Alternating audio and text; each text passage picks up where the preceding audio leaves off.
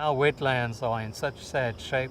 This is the time of year when the fish larvae and other marine larvae are starting to enter the bays and estuaries. So it's a very important time of the year ecologically for Louisiana, and especially for the Louisiana fisheries. We don't fully appreciate the values of the wetlands, and instead of focusing on putting major federal monies into restoring this coast, we try and link it to production offshore, which to me is ludicrous. Some of the slicks are huge. One of the oil slicks we looked at was about 2 miles wide by 10 miles long. And if something like that came ashore, it would be devastating. We Americans share a fair amount of the blame.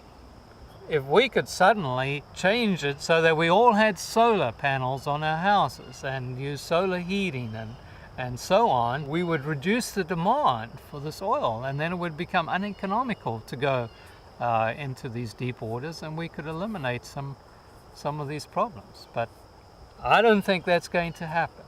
I honestly don't. I think we're just going to continue down this road until we have a major energy catastrophe where something happens and we are all of a sudden forced to change. My hope is that once this is done, is that a very rigorous monitoring program is set up so we can try and determine what the impacts have been or what they are continuing to be within the water column and to the bottom dwellers wherever this oil settles. Because so often it's just clean it up and forget about it, but we really need to know the long-term impacts.